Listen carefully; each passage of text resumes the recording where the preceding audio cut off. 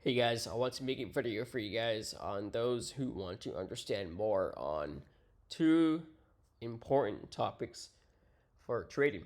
Number one is volatility. Number two is options. That includes strike, expiration, option Greeks, and more. So first off is I want to teach you guys on the indicator or ticker called VIX. So this is a volatility indicator or slash ticker. It's basically a ticker that tracks the volatility on the market. It is not an inverse indicator.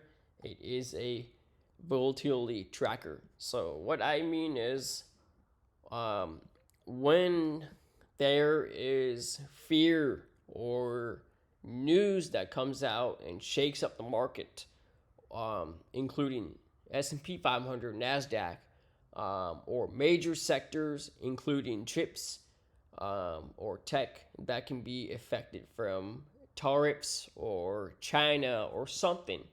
Anything that can shake up the market, that will be right here on the VIX. VIX is the volatility tracker. So let me explain to you guys a very good understanding of how to read this indicator. I would highly suggest adding this to your watch list. Make sure you watch it every single day. You don't have to watch it all day. Just check it every day, one time, just to make sure that the market is controlled. When the market is controlled, I'll show you guys what the VIX should look like. So right here is a very good example of the VIX being stable in the market. Okay, this is a controlled, healthy market right here. This whole range, all of this is a healthy market. Okay, all of this right here during 2024 is a healthy market as well. Okay.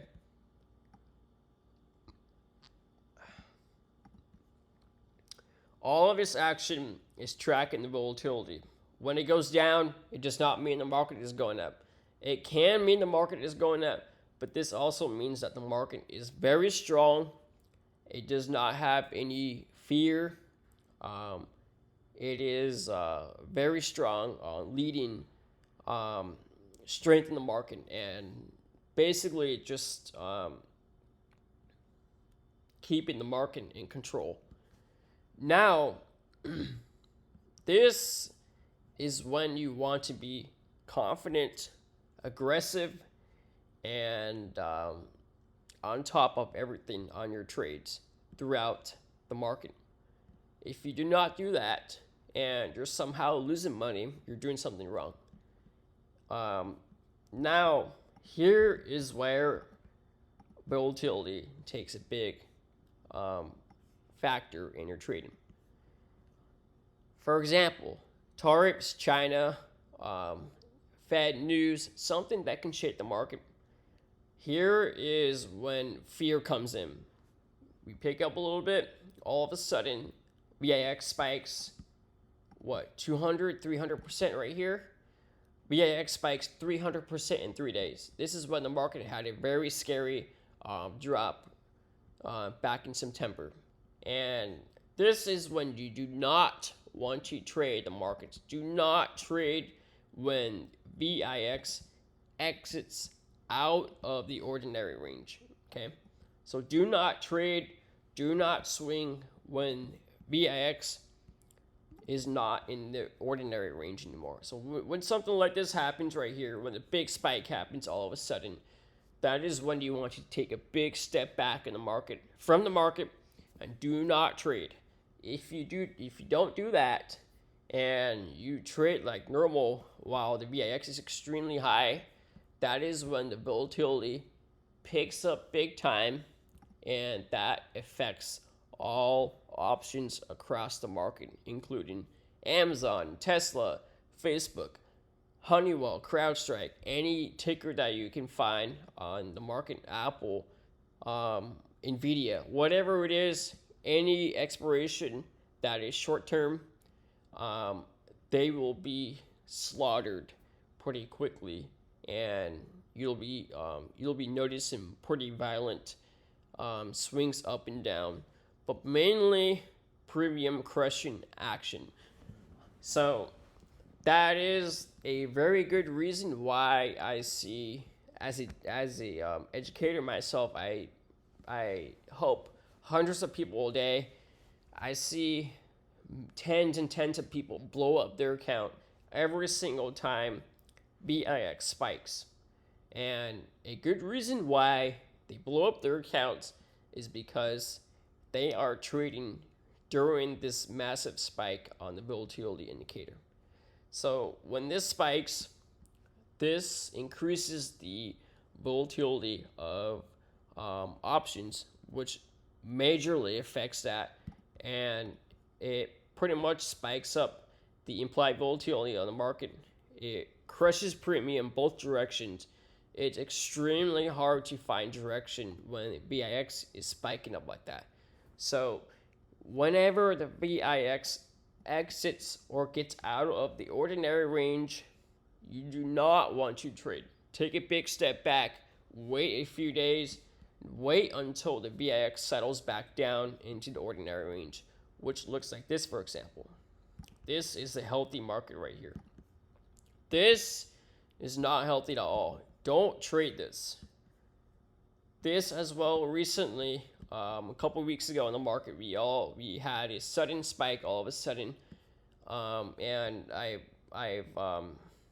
also noticed a couple of people blew up their account again, trying to trade, throwing a couple $100, trying to make some money when the VIX was spiking up like this. This is not a healthy market. You do not want to trade when volatility is high like this. Okay.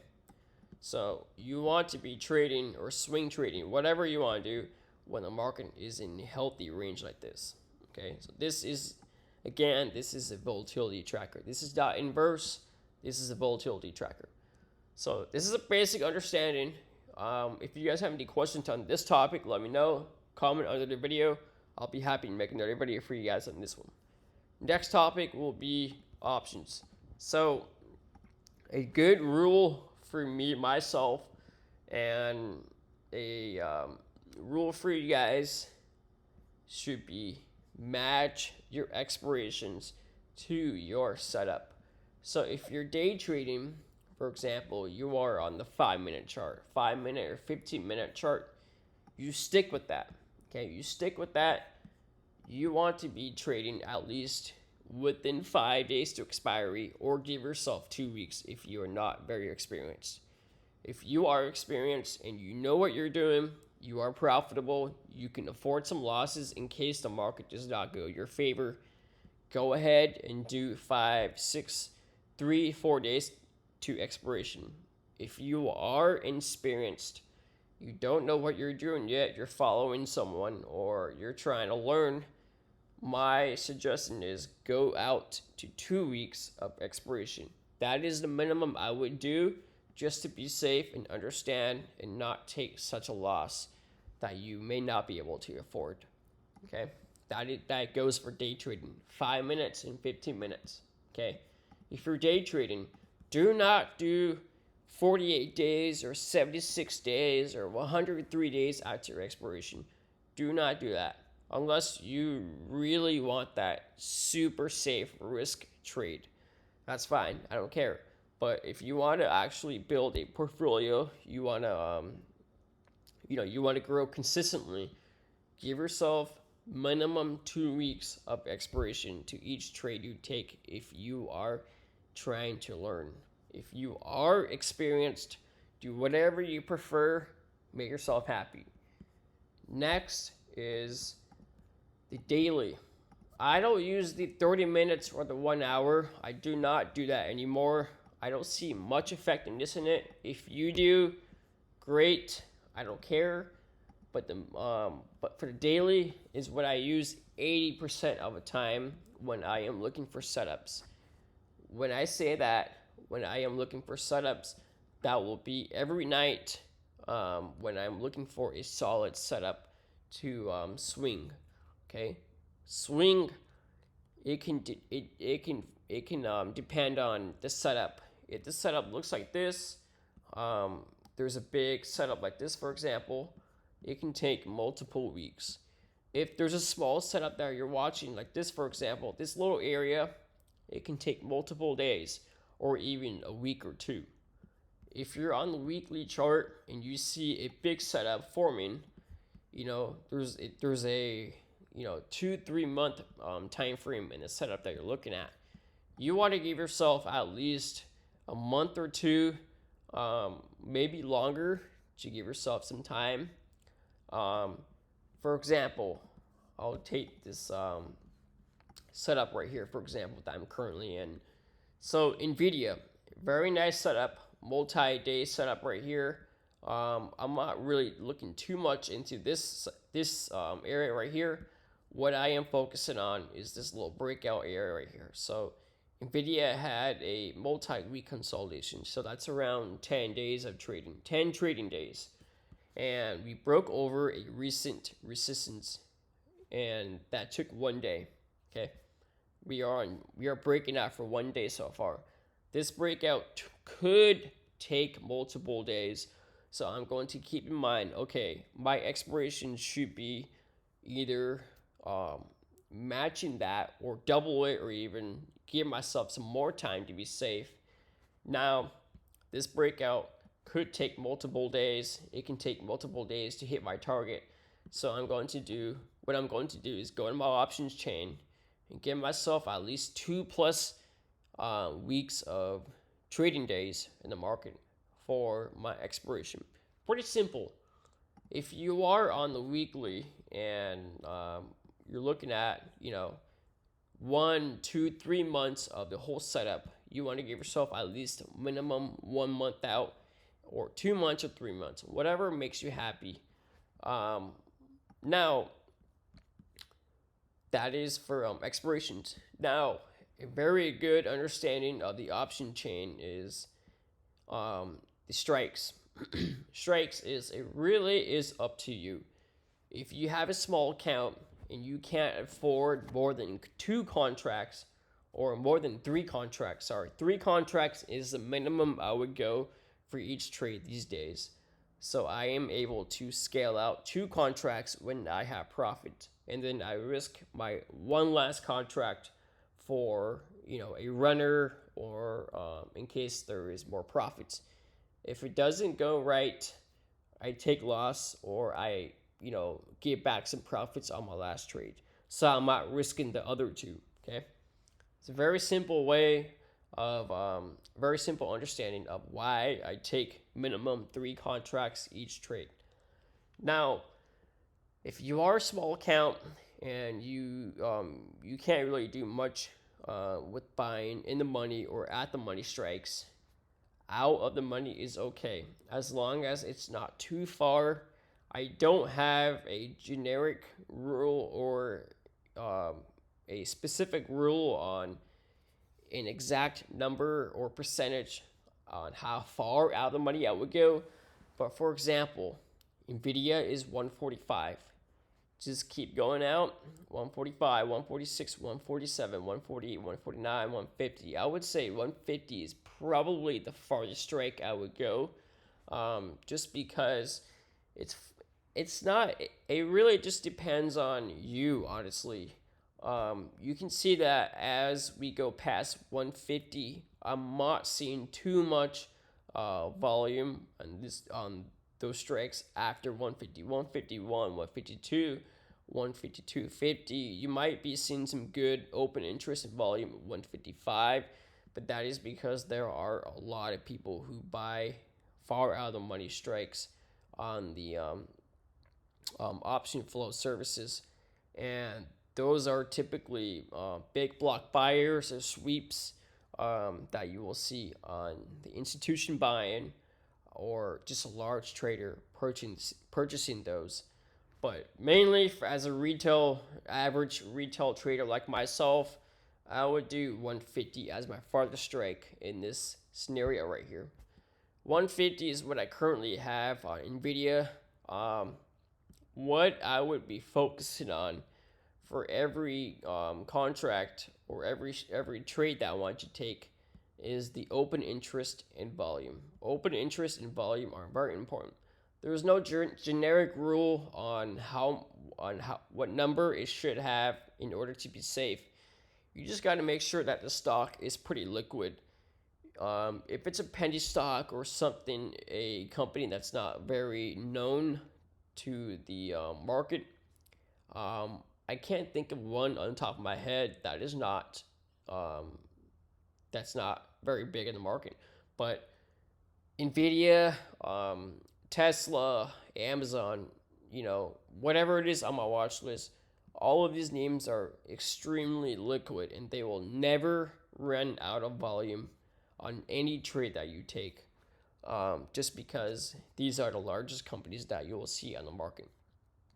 Now, what that means also is that will mean that your spreads on your bid and your ask will be tight, which means that you won't be seeing a wide spread on your bid and asking prices. So what I mean by that is, let's take actually, here's a good example. Lockheed Martin. Lockheed Martin is not too liquid like Nvidia, for example. You can see how January 17th monthlies, we're not seeing too much open interest in volume. There is a very wide spread on the bid and asking prices. And this is something that you should be paying attention to every single contract before purchasing them. So right here we have 340 on the bid and we have 690 on the asking price for 482.50 strike on Lockheed Martin. That's like a $250 difference in the bid and asking price. So this is something you do not want to touch at all. You don't want to touch that. Here it is, 165, 205, 220s, 265. As soon as you enter any of these trades, you will lose money automatically. Right after you enter that trade, you'll be down immediately. So you do not want to get yourself into that situation. The best way to trade and the best way to focus on the bid and asking prices is to stick with extremely liquid stocks, because those liquid stocks will have the best asking prices on the bid and ask. So you want to make sure your spreads are tight and not wide. Now, next up is implied volatility. So implied volatility, it's not the top indicator that I would use for searching options, but a good rule of thumb is staying under the 80% range. Anything over 80%, you might see that on Tesla. Anything over 80% would be considered much higher risk, even in the stable market. Okay, when the VIX is flat and you see, what's a good ticker that can be over 100%, like this, for example, GameStop, extremely high risky. It's a meme stock. Everybody knows what GameStop is. It's a high risk, pure gamble. Nobody knows where it's going. It really all depends on that roaring kidding guy on Twitter. Whenever he tweets, the stock will move. So that is why it's a very high risk, and implied volatility is above the 80s, and this is considered extremely high risk options. If it is like 50% or 60s, 40, this is healthy. This is a good contract range.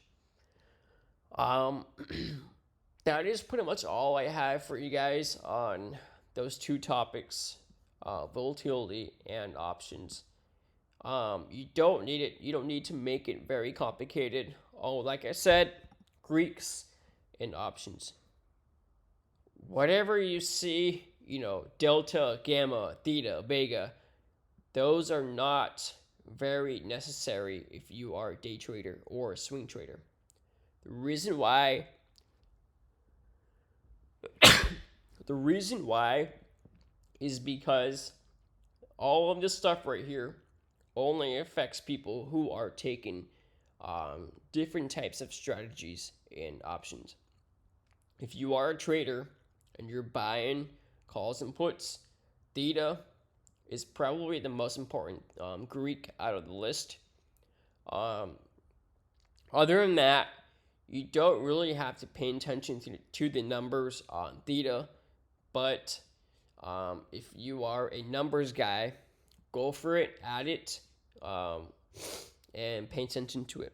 If you do not need it, for myself, I don't need it because I always know that theta plays a factor in every single trade that we take. And the best way to avoid theta hurting your option is buying a good amount of time and buying a healthy strike. So you do not want to go too far out of the money, because these far out of the money calls or puts are much higher risk. They are cheaper for a reason. You will see people buying tens and tens and tens of these far out of the money strikes to try to flip those into 100% or 200%. But most of the time, it will go to zero, because the theta and time decay is much higher on those far out of the money strikes compared to at the money and in the money strikes. That's it for the video. I hope I explained it well for you guys to understand whatever I said in this video. If you guys are confused, or you might not get it yet and you want more on the topics, let me know. I'll be happy to make more videos for you guys on these two topics, especially volatility. Volatility tracker is a very important indicator for you guys, as well as options. There are a lot of people who mistake options and make it very complicated. They do it wrong. They buy the wrong expiration. They buy too far out of the money, and just blow up their account. So I hope this video helps you guys. I hope you guys learn from the video and take it into yourselves and try to sharpen your edge, especially on the volatility and the Greeks, expiration, strike, and all that. So I'll see you guys next video. Thank you for watching. Please subscribe, comment, like, whatever. Thank you for watching. You guys take care.